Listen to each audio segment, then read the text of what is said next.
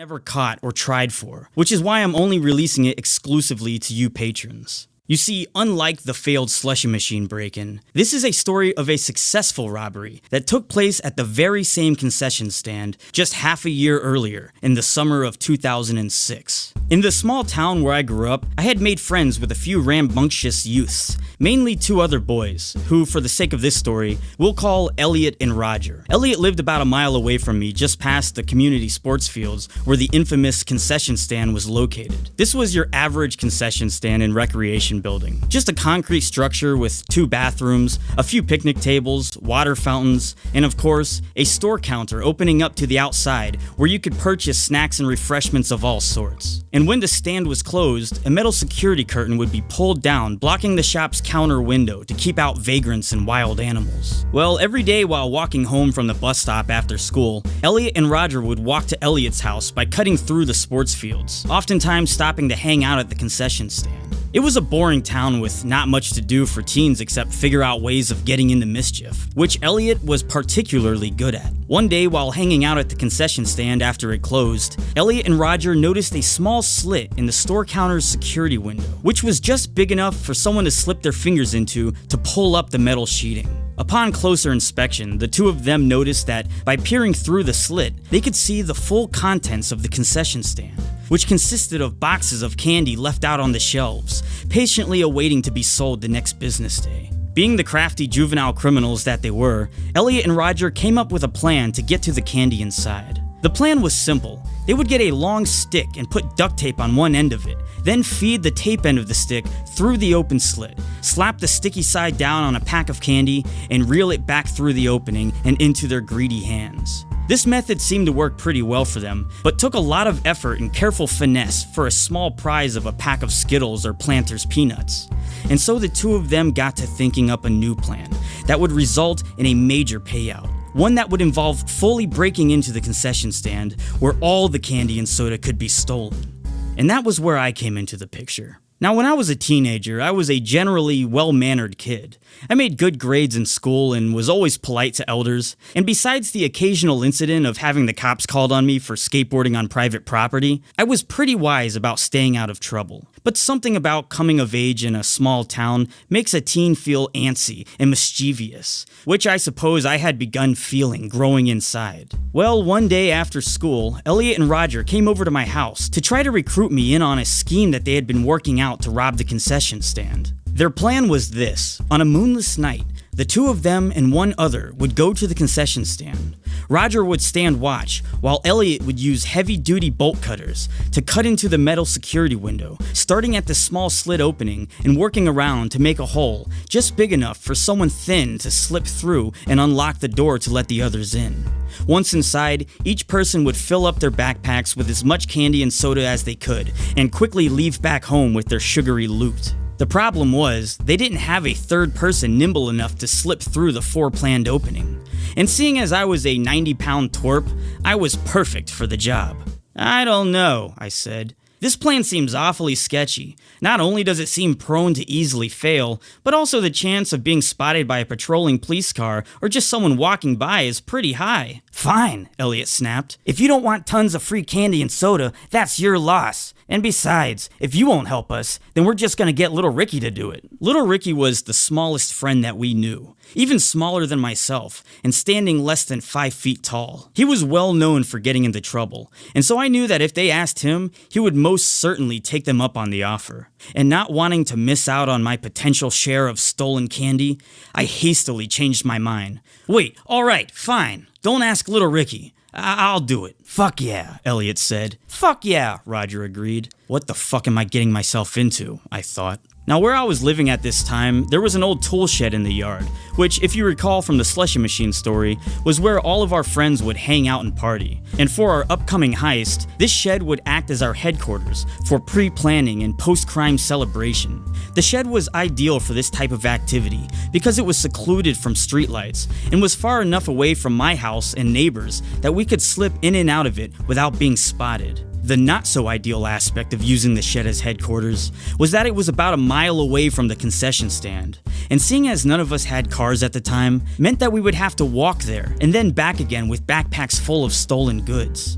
With better foresight, I believe this problem would have led us to consider an alternate plan. But we were stupid teens, and having worked up our nerves leading up to the night of the heist, nothing was gonna stop us. So the big night came around. The moon was unseen in the sky, and conditions were perfect to begin our night of crime. Dressed all in black, Elliot, Roger, and myself snuck to the concession stand with our 3 empty backpacks and Elliot's bolt cutters. This being our first time breaking into anything, we were all incredibly nervous and jumpy. Every car that drove along the nearby highway looked in our minds like a cop coming to stop our shenanigans and haul us away to jail. But pulling ourselves together and collecting our nerves, we arrived at the concession stand. Roger took his position about 30 feet away, closely scanning the highway and nearby apartment complex for any suspicious passerbys who may be coming to investigate our break-in. Elliot took out his bolt cutters and got to work cutting away at the metal security window, as I idly stood by, feeling helpless because I wasn't strong enough to help Elliot cut through the metal, but knowing that my active role in the heist was still to come. Chank! Chank! Chank! The sound of each cut Elliot made into the metal pierced the still night air. "God damn, can you guys be any louder?" Roger shouted under his breath. "How the fuck am I supposed to do this any quieter?" Elliot said back. "We're cutting through metal with bolt cutters, for fuck's sake." Understanding that our method of breaking in might be making too much noise for someone not to notice, we abruptly stopped and stood in the shadows with our ears perked up, listening closely to hear if anyone was coming to see what was making the noise. 5 minutes went by, and no activity was detected, so feeling more confident that we wouldn't be heard, Elliot began once more trimming away at the metal security window with the bolt cutters, inch by inch, working his incisions around to form the crude circumference of the slot to which I would be entering through. Chank! Chank! Chank! Chank! The final cut had been made, completing the portal that separated us from our treasure. Elliot carefully removed the cutout metal circle, revealing a jaggedly edged hole entering the concession stand. And through this obscenely manufactured window, we could see in full view exactly what we were hoping for. Boxes and boxes of candy. Boxes filled to the brim with Skittles, M&Ms, Nerds Rope, Kit Kat bars, sour straws, peanuts, and anything else you could think of. And crates full of soda and Gatorade could be seen under the counter in glorious stacks that seemed to say, "Come take us all, for we are yours now." "You're up," Elliot whispered, snapping me out of my daze and reminding me that it was now my turn to climb through the sawtooth hole of twisted metal before me and unlock the door to the outside. Slowly, Elliot hoisted me up as I not so delicately squirmed headfirst through the hole, trying carefully to inch my way in, and feeling every sharp point of the crudely cut metal as it stabbed and scraped away at my stomach. Like an ungraceful sea lion, I pulled myself further inside, ignoring the snagging knives that tore at my clothes, until finally, I could rest my body on the inside counter and pull my legs through. I had made it inside. But knowing how much noise the metal sheeting had made upon entry, we knew we had to move quick in case anyone heard us. So jumping down off the counter, I darted to the door and turned the deadbolt lock, letting Elliot and Roger inside. With no time to spare, we proceeded to fill up our backpacks with as many packets of candy as we could fit, stuffing them so full that the zippers could hardly close, and quickly realizing that we wouldn't nearly be able to carry all the loot back to the shed in a single trip. Even with our backpacks crammed full of candy, there were still several crates of soda and Gatorade remaining, which put the 3 of us in a greedy predicament. Should we just leave with what we were able to carry on our backs, or should we make a second trip and completely wipe the place out? As it stood, our plan had been to take only our 3 backpacks worth and go back to my tool shed, a journey which was already going to be treacherous, seeing as we were traveling on foot, and in order to avoid being spotted by walking through our town's main intersection, meant that we would have to travel an extra mile or so, cutting through the woods to remain inconspicuous. So the idea of making one trip, unloading our stolen goods, and then returning to the concession stand for a second haul seemed dangerous. If someone had seen our activity and called the cops, then they would surely be hiding out, watching the crime scene for any bandits who might still be in the area. "Let's get out of here," Roger yelped. "I agree," Elliot agreed. "Wait," I cut in. "We can't just leave all this soda and Gatorade behind." "But it's too dangerous to come back for it later," said Elliot. "Right, which means that we're gonna have to move the loot to another location that we can come back to without being spotted." The idea had come over me like a brilliant epiphany from the petty crime gods. Or maybe I'd just seen too many heist movies. But I was convinced that if we stashed the remaining stolen goods on the outskirts of the nearby woods, then we could safely return for it on the second trip. Elliot and Roger agreed to the plan, and so with haste, we began carrying the crates of beverages out of the concession stand and hiding them in a secluded location away from the sports fields. If we had gone through all the trouble to get inside, then we had better get some goddamn Sprite out of it. Once all the boxes of drinks were stashed in the woods and we were sure that there was nothing else in the storage room worth taking, we put on our backpacks of candy and left the concession stand, creeping quietly across the baseball field and into the dark cover of the nearby trees. And just then, we saw something that made our stomachs jump in panic. A pair of headlights slowly crept up to the field's entry and parked pointing directly at the concession stand. Fuck, surely this was a cop. It was about 3 a.m. in the morning. Who else would be surveying the area at this time?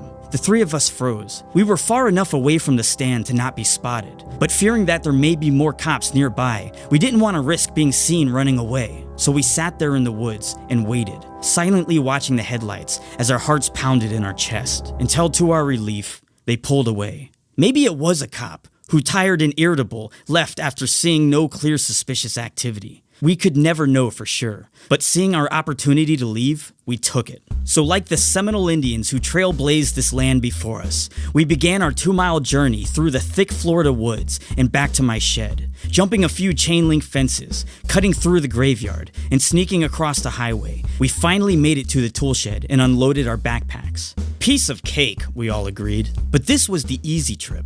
We still had one more to go, and in round 2, we wouldn't be carrying Skittles. We would have our bags full of heavy canned soda. So after a quick rest, we set off once again to the woods by the fields where we had stored the rest of the loot.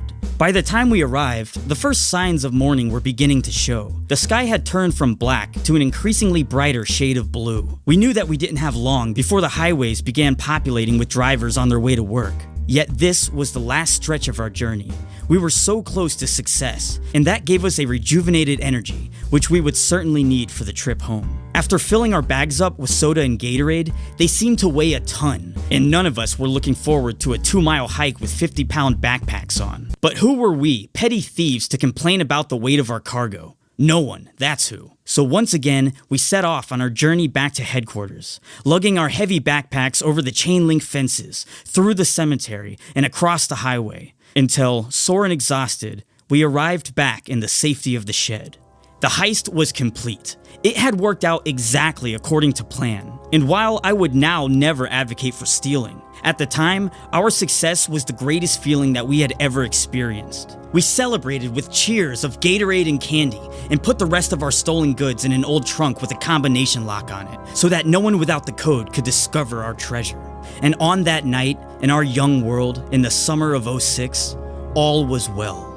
In the days which followed, the three of us were on high alert, keeping our ears to the street for any word of the break-in or potential suspects in the crime. But we heard nothing at all. I believe this was because at the time of our heist, there were no sports activities going on, and it would be another week or two before the concession stand would be back open for business. So it's very possible that a good amount of time had passed before anyone discovered that the break-in had occurred.